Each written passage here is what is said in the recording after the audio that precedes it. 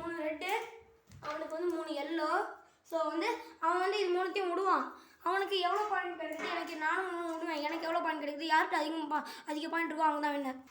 கீழே அது வந்து இப்படி அடிச்சு இப்படி கீழே விழுந்துச்சுன்னா மறுபடியும் ரீசான்ஸ் கிடைக்கும். அது ஓகேவா? பாஸ். இது ஏன் சான்ஸ். இந்த பாருங்க, இந்த கோட்டை தாண்டி வரக்கூடாது.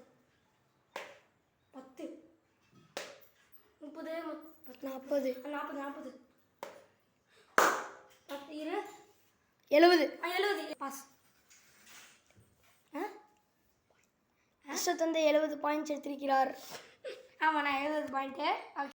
ஸ்டார்ட். ஓகே, ஸ்டார்ட் பண்ணிட்டேன் நான். இதெல்லாம் எடுத்துட்டாங்க. ஓகே, அதெல்லாம் அங்கே ஒட்டிடு.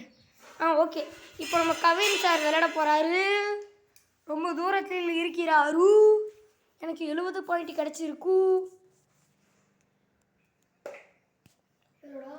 60. ஐயோ, மொதல் பாயிண்டே 60. 60